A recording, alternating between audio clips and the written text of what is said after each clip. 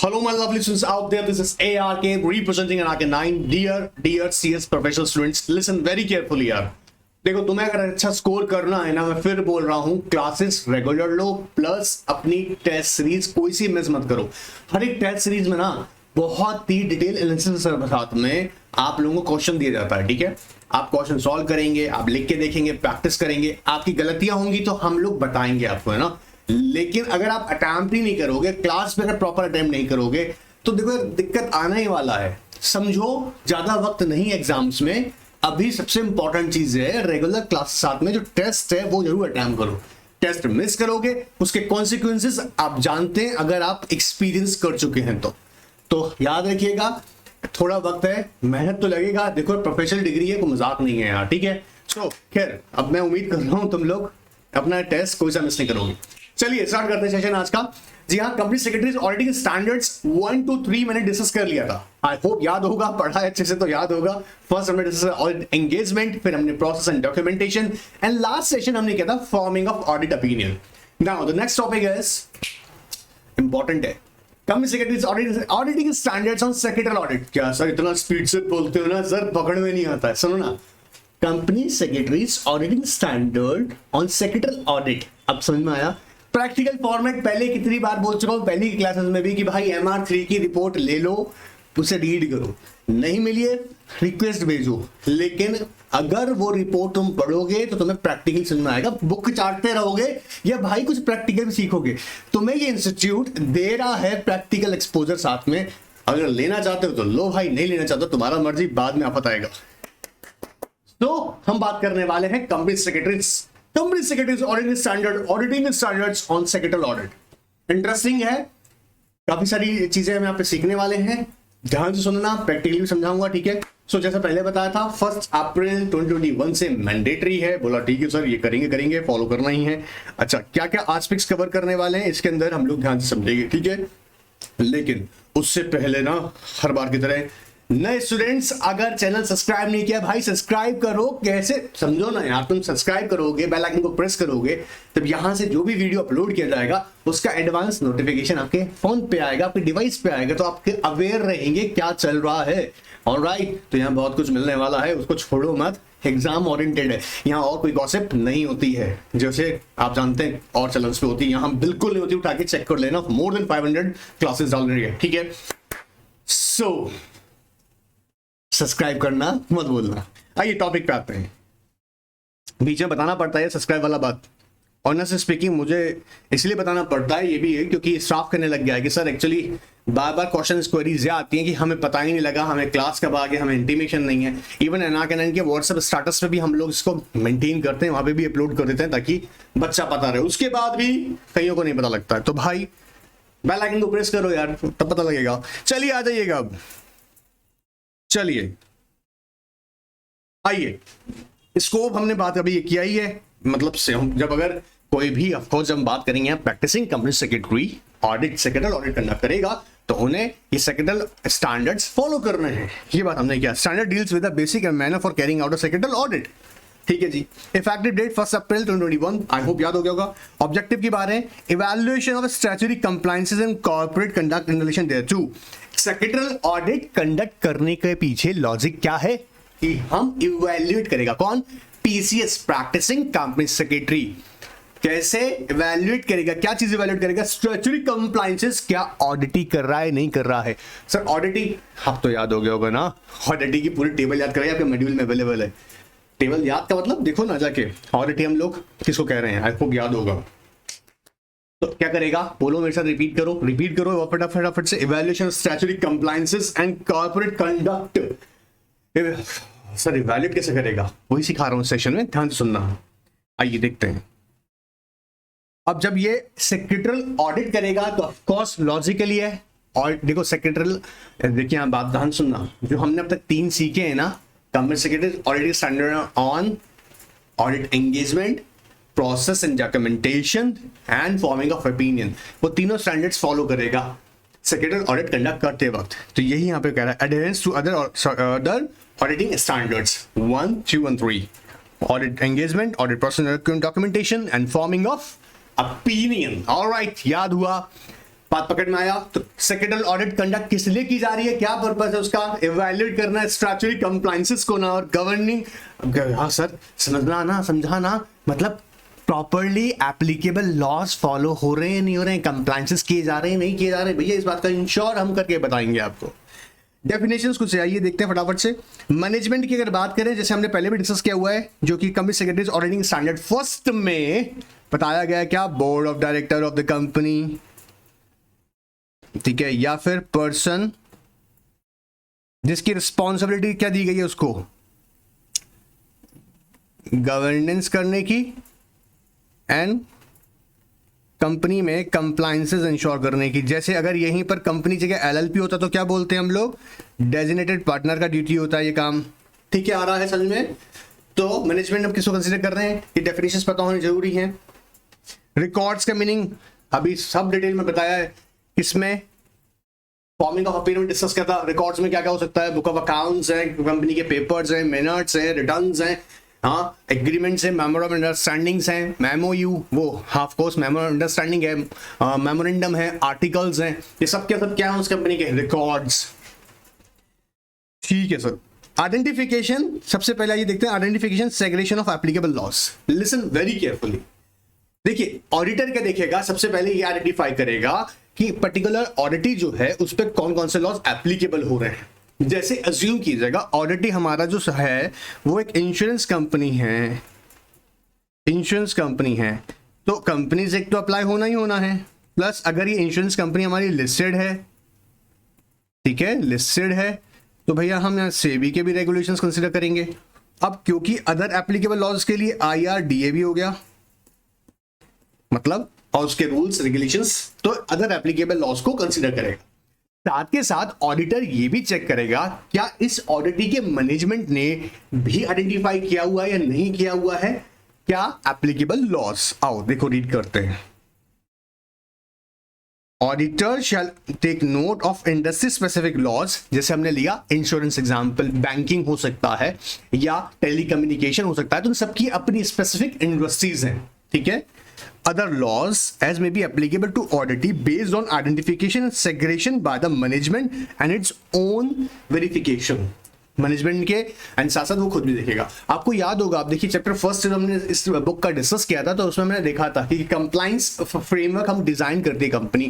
Compliance जो management system ही है वो इसी बात को गाइड करता है कि कंपनी ना प्रोसेस के थ्रू एप्लीकेबल लॉज आइडेंटिफाई करेगा, अपना प्रॉपर एक फ्रेमवर्क डिजाइन करेगा कि कौन कौन से उसके ऊपर लॉज एप्लीकेबल है। अब वो एक तो जैसे मैंने कहा कॉमन कुछ लॉज हो गए कंपनी के, इसमें कंपनीज एक्ट है, ठीक है, इसके अलावा अगर लिस्टेड और सेबी की रेगुलेशंस हैं, फिर उसकी इंडस्ट्री स्पेसिफिक भी हम चेक करेंगे। क्लियर है? शायद होगा। अब सेकंड कहता है verification of corporate conducts and compliances of law. अब हम डिटेल में समझेंगे क्या verification of corporate conducts and compliance of laws.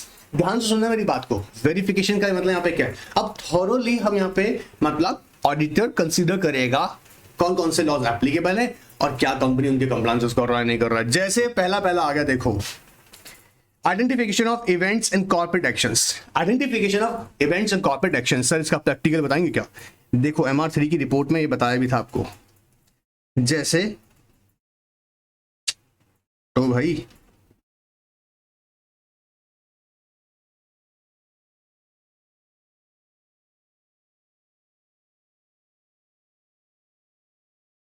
देखो यहाँ हो एक MR3 वाली रिपोर्ट फॉर्मेट, आपको मैं फिर इसी की बात कर रहा था आप लोगों को, अगर आपको नहीं मिला है तो उसको जरूर लेना, ठीक है। और जो लोग देखो समझना, जो एग्रेसिव है सीखने के लिए, जो सीखना चाहते हैं, एक्चुअली उन्हें सीएस बनना है, सिर्फ उनका टारगेट ये नहीं है कि एग्जाम पास हो गया जाके जॉब मिल के वो काम करना है। जिनको सीरियसली सीखना है उन्होंने ये ले लिया है, मैं जानता हूं। जिन्होंने नहीं लिया है कोई बात नहीं बेटा, मत लो, बाद में दिक्कत नहीं आए इसलिए बार बार टोक रहे हैं। अब देखो यहाँ पर इस रिपोर्ट में हमने यहाँ पर ये मेंशन भी किया, देखो IB further report that during the audit period the company has, जो भी किया होगा देखो, the given details of the specific events actions having a major bearing on company affairs in persons of the above referred laws rules regulations।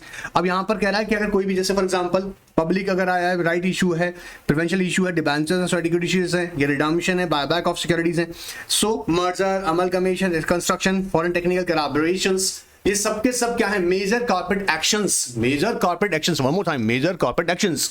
तो यहां पर देखो क्या कह रहे हैं आइडेंटिफिकेशन के अंदर केस में हम लोग कि क्या बताना था, मॉड्यूल में आओ देखो, आइडेंटिफिकेशन ऑफ इवेंट्स 2.1 को ध्यान से देखो, identification of events and corporate actions, auditor shall identify events और कॉर्पोरेट एक्शंस।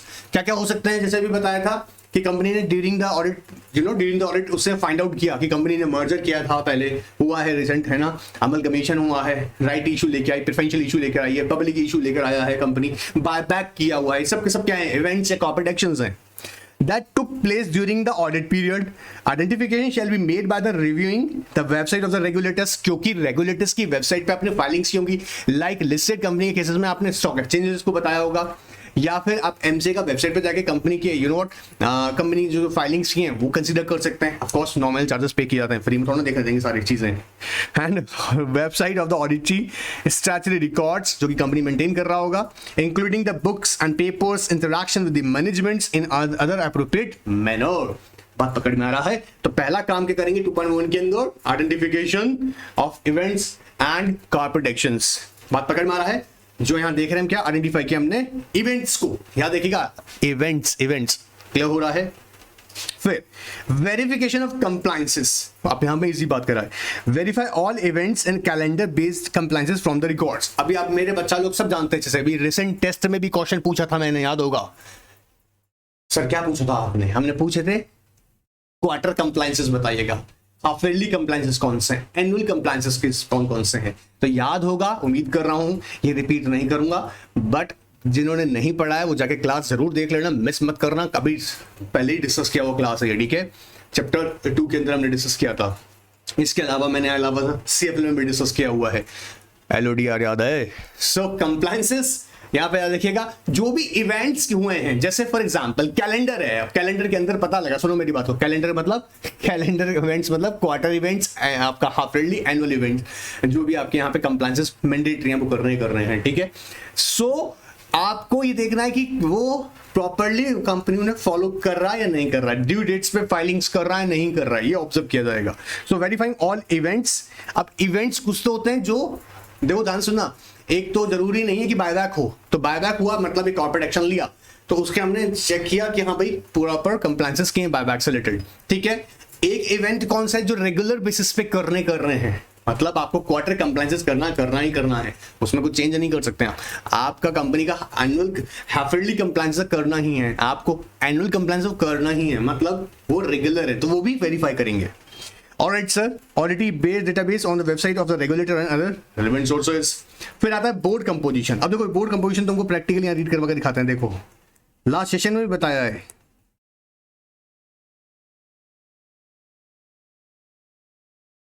देखो अब अपना रिपोर्ट में वो क्या लिख रहे हैं, प्रैक्टिकली रीड करता हूँ, देखो वापस से कल लास्ट सेक्शन के अंदर हमने डिस्कस किया था, ये जिन्होंने देखा है उन्हें तो अच्छे से पता है, जिन्होंने नहीं देखा है भैया उनका राम बचाए। Board of directors of companies duly constituted with a proper balance of executive director, non-executive directors, independent directors, non-independent directors, women directors। बात पकड़ में आ रहा है, सारा कॉन्सेप्ट देखेंगे। The changes in the composition of board of directors took place during the period under a review were carried out in the compliance with the provision of the act। मतलब board of directors में changes भी हुआ, वो expert provision of the companies act हुआ, मतलब अगर retiring director हुआ, rotation of director वो कंपनीज एक्ट के अकॉर्डिंग हुआ। इसके अलावा याद देखिएगा अपॉइंटमेंट हमने जो डायरेक्टर्स की कंसीडर करी, अगर आर्टिकल्स में स्पेसिफिक प्रोविजन है तो आर्टिकल्स को कंसीडर करते हुआ, ठीक है। अगर वो कैजुअल वैकेंसी फिलअप हुई थी तो प्रॉपर कंपनी से के प्रोसीजर को फॉलो करके हुई, प्लस क्या वो प्रॉपरली उसकी कंफर्मेशन जनरल मीटिंग में हुआ, सारी एस्पेक्ट्स हम देखेंगे। तो हमने देखी और हमने इंश्योर किया कि हाँ जी जो चेंजेस भी हुए बोर्ड की कंपोजिशन के अंदर वो भी as per the companies act हुआ। एडिक्वेट नोटिस, अब खैर ये बात अलग है, adequate notice to board meeting के सबको दिया गया, वो अलग एस्पेक्ट्स आ गया। तो हम यहां पर इस पॉइंट में हम क्या कंसीडर कर रहे हैं, देखो आओ एक बात याद रखना, एग्जाम में क्वेश्चन फिर बोल दूं कि ऐसा बन के आ सकता है आपके लिए, ये यहां से देखो verification of corporate conduct and compliance of law. Secretary audit conduct करते वक्त किन किन एस्पेक्ट्स को वो ध्यान रखेंगे, स्टेप्स लेंगे। तो यहाँ पे रखिएगा, जैसे हमने पहला कहा है identification of events and corporate action, second हमने वेरिफिकेशन ऑफ कंप्लायंसेस, थर्ड हमने बात करने जा रहे हैं board composition. Auditor shall verify compliances of all companies of the company section 13 SEBI LODR regulations, agreement with the lenders, investors, articles of association, provision of the acts, rules, regulations, guidelines, policies, board decisions, shareholder decision as applicable to the auditee with regard to. तो क्या चीज consider करने को कह रहा है? पहला यहां पर देखो ध्यान से, companies act, SEBI LODR plus agreement with the investors and lenders. जी हाँ, आप जानते होंगे, जैसे फॉर एग्जांपल बैंक कह रहा है हम अपना नॉमिनी डायरेक्टर आपका बोर्ड की कंपोजिशन में रखेंगे, हमारा एक नॉमिनी डायरेक्टर रहेगा. क्यों रहेगा? बोला पैसा दे रहे हैं तुमको, तो कंडीशंस हैं. इन्वेस्टर्स हैं, इन्वेस्टर्स कह रहा है कि ठीक है मैं आपके बोर्ड की कंपोजिशन को कंट्रोल करूंगा, वो पैसा दे रहा है आपको इन्वेस्टर, और बाय एग्रीमेंट इस बात को वो लिख रहा है, तो क्या बोर्ड की कंपोजिशन उसके अकॉर्डिंग हो रहा है, वो हम वेरीफाई करेंगे. एक्ट्स में बताया है, रूल्स में लिखा हुआ है, या आर्टिकल्स में प्रोविजन प्रोवाइड किया है, उसके अकॉर्डिंग हुआ है, क्या क्या एस्पेक्ट्स हुए हैं वो सब कंसीडर करेंगे. कैसे? Overall composition of board including minimum and maximum strength of the board. बोला ये चेक करेंगे. जैसे अगर पब्लिक कंपनी है, याद रखिएगा, हम जानते होंगे मेरे बच्चे, लिस्टेड नहीं है, लिस्टेड पब्लिक कंपनी है, तो मिनिमम 3 डायरेक्टर चाहिए, मैक्सिमम 15 हो सकता है. Beyond 15 you need to pass SR. तो ये चेक किया जाएगा कि अगर बियॉन्ड 15 किया हुआ है तो क्या उसके लिए स्पेशल रेजोल्यूशन पास किया गया था अपॉइंटमेंट बियॉन्ड द 15. मिनिमम इन्होंने मेंटेन किया नहीं किया है वो ऑब्जर्व किया जाएगा. ठीक है. Optimum combination of board of director, proportion of the executive, non executive, independent, non independent, retiring, non retiring, women and nominee directors, ये कंपोजिशन में वेरीफाई करेंगे. Plus eligibility criteria including disqualification of directors. Eligibility criteria of course company से refer करती हैं. Usually जैसे कहा गया कि भैया कंपनी सेक्टर ने भी एक अच्छा इनिशिएटिव लिया कि ग्रेजुएट होना चाहिए, और सेबी ने तो आगे और बड़ा इनिशिएटिव लिया. बोला नहीं, सिर्फ ये नहीं होगा कि आपका डायरेक्टर बाय एजुकेशन, तो मान लीजिएगा, और होता है कहीं केसेस में देखना कि बाय एजुकेशन तो वो क्या है भाई साहब, वो उन्होंने है ना बैचलर ऑफ इंजीनियरिंग किया हुआ है, मान लीजिएगा बीटेक किए हुए हैं, और उनकी आपने कंपनी के मार्केटिंग है ना, मार्केटिंग डायरेक्टर्स, मतलब डायरेक्टर ऑफ मार्केटिंग आपने अपॉइंटमेंट किया हुआ है, तो कहाँ वो बीटेक और कहाँ वो मार्केटिंग कॉन्सेप्ट अलग है. बोला ऐसा थोड़ा चलेगा. तो क्वालिफिकेशन, एजुकेशन बैकग्राउंड उसके अकॉर्डिंग होना चाहिए. से भी कि प्रोविजंस इस बात को कंसीडर करते हैं. बात पकड़ मारा है. फिर constitution and composition of the committee of the board. अब नेसेसरी कमिटीज भी देखेंगे according to applicability, like audit committee की रिक्वायरमेंट है, नॉमिनेशन कमिटी की रिक्वायरमेंट है, स्टेक होल्डर रिलेशनशिप कमिटी की रिक्वायरमेंट्स है, ये देखा जाएगा. इंश्योरेंस कंपनी है तो ऑफकोर्स और भी हम आसपास देखेंगे, रिस्क मैनेजमेंट कमिटी की रिक्वायरमेंट देखेंगे, वेल्थ कमिटी की रिक्वायरमेंट देखेंगे. सो ये डिपेंड्स ऑन दैट, जो एप्लीकेबल होगा उसके अकॉर्डिंग वो टेस्ट करेगा. सो बोर्ड कंपोजिशन समझ में आया. बोर्ड कंपोजिशन में हम लोग क्या देखेंगे? कंपनी सेक्ट को देखेंगे सर, अगर लिस्टेड है तो सेबी के LODR के प्रोविजंस को कंसीडर करेंगे, इन्वेस्टर्स या किसी लैंड के साथ एग्रीमेंट किया उसको कंसीडर करेंगे, आर्टिकल्स देखेंगे, एक्ट्स, रूल्स, रेगुलेशंस को कंसीडर करेंगे, और क्या वेरीफाई करेंगे? Composition of overall composition of the board of directors, minimum maximum strength, optimum composition होना चाहिए, ऑप्टिमम कॉम्बिनेशन होना चाहिए, executive, non executive, women director, independent, non independent, retiring, non retiring, nominee director, इसकी optimum combination होनी चाहिए. Eligibility criteria including disqualification देखेंगे. Constitution of not applicable, जो आपकी कमिटीज एंड बोर्ड कमिटीज, उसको कंसीडर करेंगे. याद हो रहा है? आई होप याद हो रहा होगा. चलिए, बोर्ड प्रोसेस का मतलब है जब बोर्ड या बोर्ड की कमिटीज जो भी डिसीजंस ले रही हैं, और वो डिसीजंस को properly in the form of minutes record किया जा रहा है अकॉर्डिंग टू एप्लीकेबल लॉज. ऐसा हो रहा है या नहीं हो रहा है, इस बात को इंश्योर करना. सो बोर्ड प्रोसेसेस के अंदर क्या देखेंगे?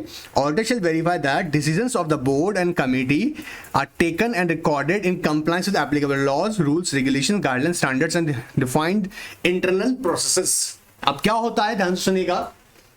आप जानते हैं बोर्ड ऑफ डायरेक्टर्स अपना मीटिंग का डिसीजन कैसे लेते हैं? मीटिंग में डिसीजन लेता है बाय पासिंग रेजोल्यूशन पास करते हैं, और उसको फिर फाइनली हम जानते हैं ना, मिनट्स प्रिपेयर किए जाते हैं.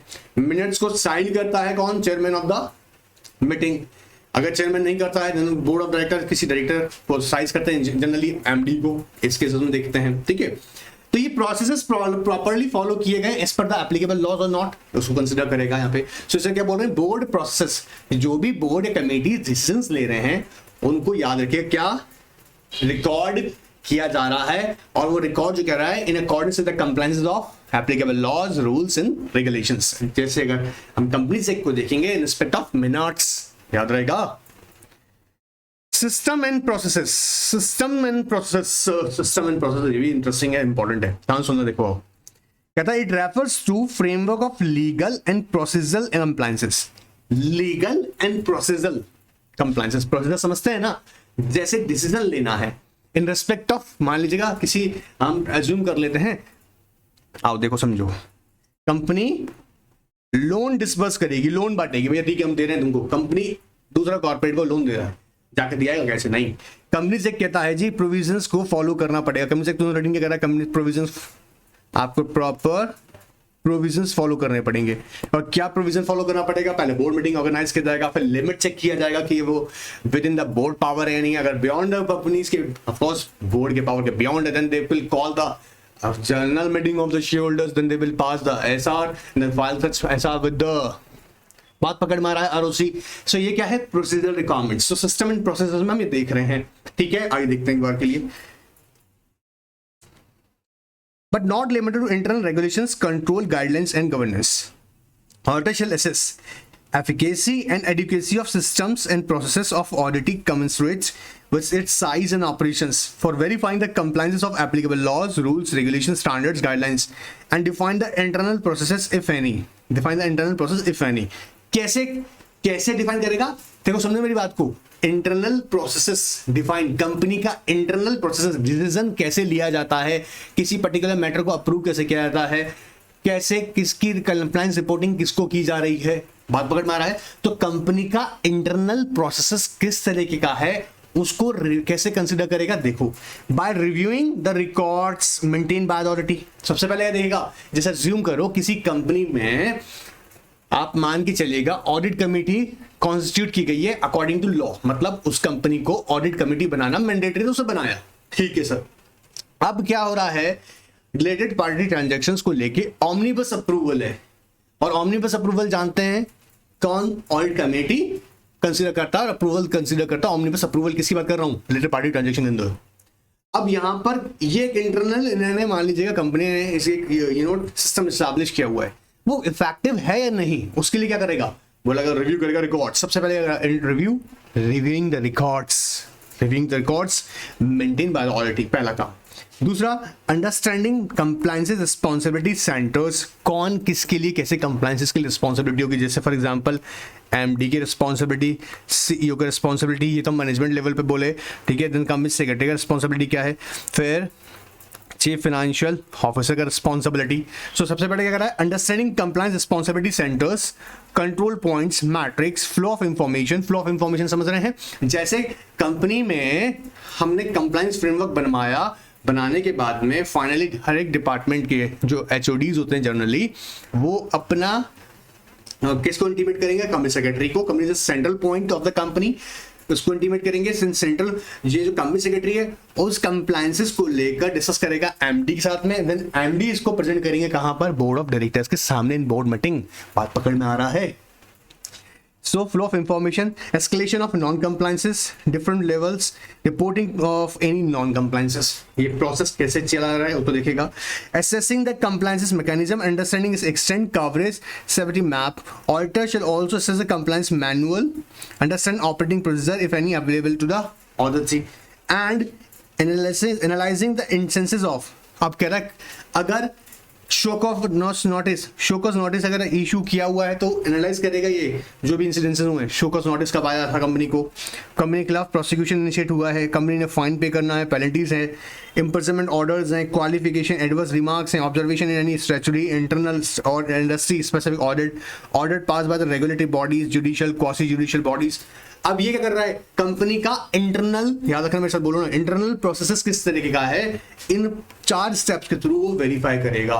बात पकड़ में आ रहा है। तो हम क्या बात करें, सिस्टम एंड प्रोसीजर्स, याद रहेगा।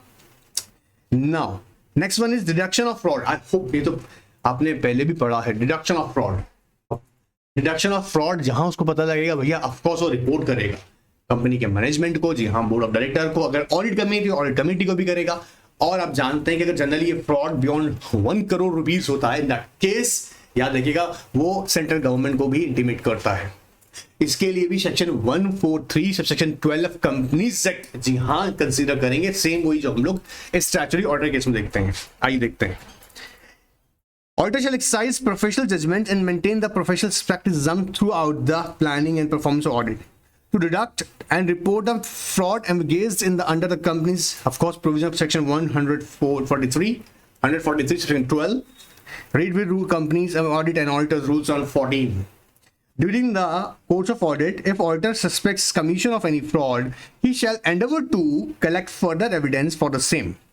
Suspicious may arise on, यहां से हाईलाइट करना, ये कुछ इंसिडेंसेस है, उसे कैसे पता लगेगा, ठीक है, कि भैया कंपनी में फ्रॉड हुआ है, ठीक है।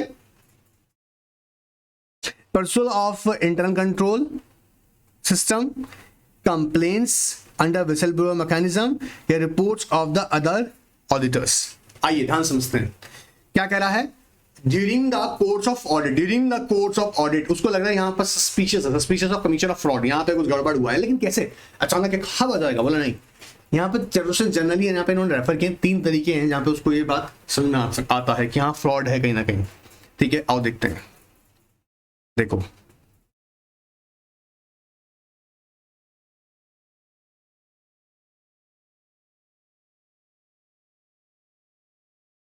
इसको लिखो पहले, पर्सुअल ऑब्जर्वेंस, मतलब पहला क्या काम करेगा, ऑब्जर्व करेगा क्या, इंटरनल कंट्रोल सिस्टम। उसने कंपनी का इंटरनल कंट्रोल सिस्टम ऑब्जर्व किया। Let's example of it. मैं यहां पर जैसे एग्जांपल समझाऊं आपको, मान लीजिएगा कंपनी में एक एग्जांपल समझा ध्यान से, परचेज ऑर्डर, आइटम्स परचेज कर, ऑर्डर कोई भी आइटम जो कंपनी, जैसे मान लीजिएगा कंपनी मैन्युफैक्चरिंग बिजनेस में एंगेज्ड है और उसका हेड ऑफ द डिपार्टमेंट जो क्या देखेगा, purchase, head of department of store, ठीक है, head of department of store, head of the department of store, जो मैन्युफैक्चरिंग यूनिट के अंदर स्टोर का काम क्या होता है, फैक्ट्री में जिन चीजों की जरूरत पड़ेगी उसको ये आगे सप्लाई करता रहेगा, ठीक है। स्टोर हेड की पावर में मान लीजिएगा 5 लाख रुपीस तक की परचेजिंग पावर है, बोला ठीक है। और अगर एमडी जो चाहे, एमडी इसकी परचेज 5 CR तक कर सकता है, मतलब without taking board approval 5 crore तक का कोई भी आइटम कंपनी के लिए एमडी के सिग्नेचर से परचेज किया सकता है, ठीक है।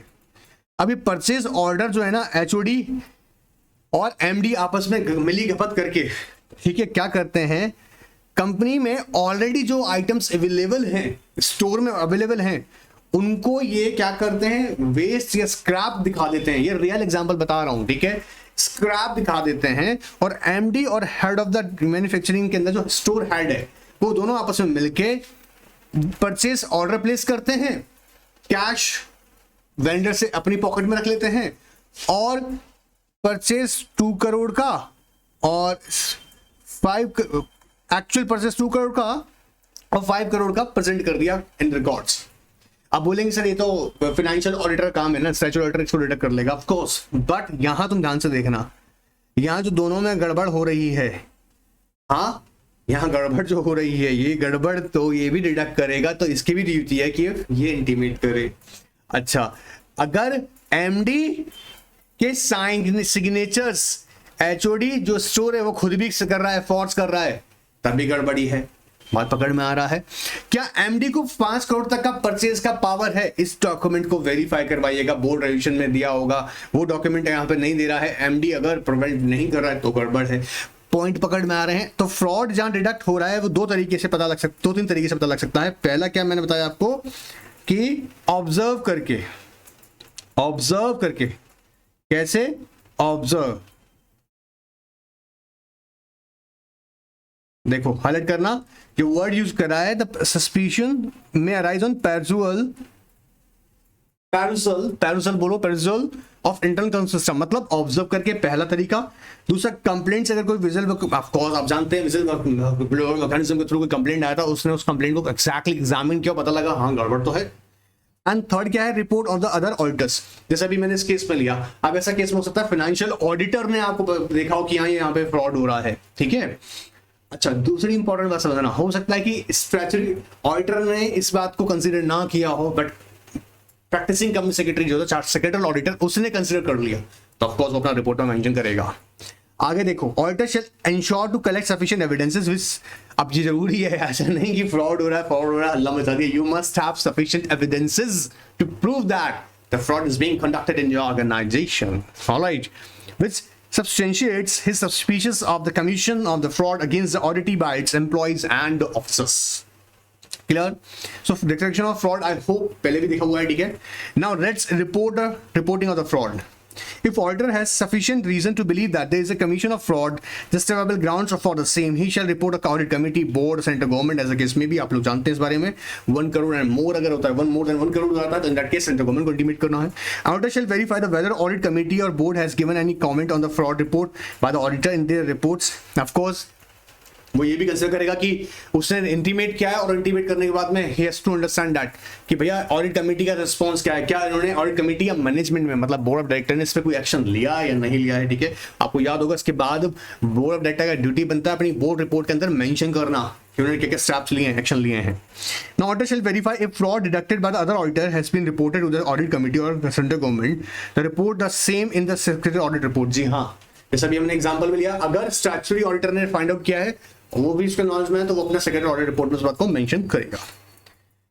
And the last one is identification reporting of events and actions having major bearing on audit affairs. जैसे मान लीजिएगा कंपनी ने ना राइट इशू किया है, प्रेफरेंशियल इशू किया है, और राइट इशू प्रेफरेंशियल इशू ऐसे इस तरह से किया है जहां पर मिनॉरिटीज को फर्क पड़ सकता है। ऐसे कई केसेस हुए हैं कि कंपनी क्या कर रहा है, शेयर्स, आप जानते हैं वोटिंग राइट के थ्रू कंपनी को कंट्रोल कर सकते हैं, लेकिन अगर आप सबको इक्वली शेयर्स दे रहे हैं, अच्छा बात, but by practising manipulative acts आप क्या कर रहे हैं कि certain group of shareholders, उनको तो शेयर्स अलॉट हो रहे हैं, बाकी ग्रुप ऑफ शेयर होल्डर्स को आप अलॉट नहीं कर रहे हैं, ठीक है, या कुछ ऐसी कंडीशंस इंपोज कर रहे हैं जो कि इक्वल नहीं है। अल्टीमेटली इसका इंपैक्ट क्या होगा, कंपनी पे इंपैक्ट जाएगा कंट्रोलिंग, या कंपनी अज्यूम करो एक बार के लिए कोई ट्रेड कर रही है, उस ट्रेड को करने के लिए लाइसेंसेस की रिक्वायरमेंट्स हैं या लाइसेंसेस को रिन्यू कराना है, बट आप रिन्यू नहीं करा रहे हैं, कंपनी के ऑपरेशंस को बंद कर दिया जाएगा। बात पकड़ मारा है, ऐसे इवेंट्स जिनका मेजर इंपैक्ट हो सकता है कंपनी पे, उसको आइडेंटिफाई करना।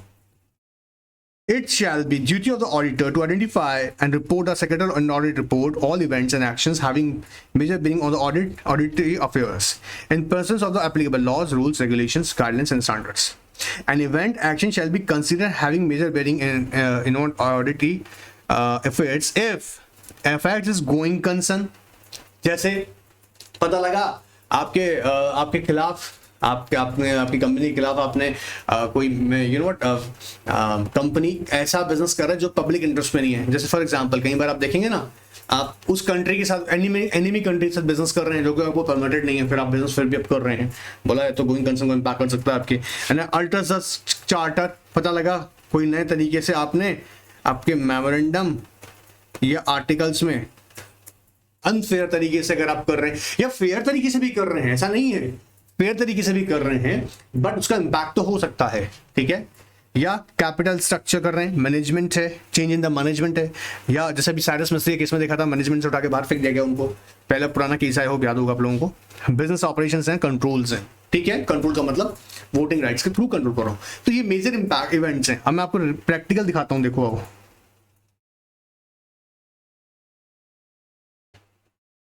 देखो अभी रिपोर्ट में भी ये बात बताई थे, देखो given details specific events and actions having a major bearing on company affairs, ध्यान से रीड करो, affairs in the presence of the above referred laws, rules, regulation, guideline, standards. जैसे क्या क्या हो सकता है, देखो एग्जांपल देखो यहाँ दे रखा है, public and preferential right issue, debenture, certificate issues, या redemption of buyback of securities, या major reason taken by the persons of the section 180 of companies act, amalgamation and merger reconstruction, foreign technical collaborations, तो इनका क्या है, major impact होगा। मैं दोनों ही बात कर रहा हूं, दोनों ही केस में कंसिडर करेंगे कि कंपनी की चाहे वो ऑपरेशंस को, कंपनी के कंट्रोल को या कंपनी को गोइंग कंसर्न अफेक्ट करता है, तो ऐसे इवेंट्स को भी सेक्रेटरियल ऑडिटर मेंशन करेगा इन द अपनी इसमें रिपोर्ट के अंदर। देखो जो हमने भी डिस्कस किया है, ठीक है। आई होप समझ में आया होगा सेशन, ठीक है। अब देखो यहाँ पे फटाफट से क्या कर लो, एक तो ये दो बातें इंपॉर्टेंट सी मार्क कर लो, इन दोनों को 1, 6 और 7 इंपॉर्टेंट मार्क कीजिएगा। बाद में मत बोलना सर इंपॉर्टेंट टॉपिक्स बीच में आप बताए नहीं, सब बता रहा हूँ, नोट करोगे तो यार अच्छा मार्क्स आएगा। अरे प्रूव हुआ अभी रिजल्ट्स के अंदर, तुम करो तो। चलिए आगे देखो,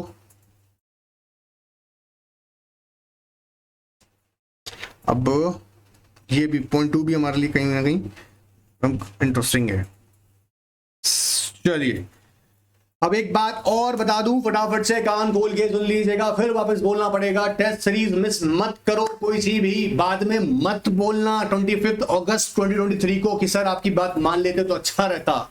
आई होप 25 अगस्त आपकी बात पकड़ में आ गई होगी।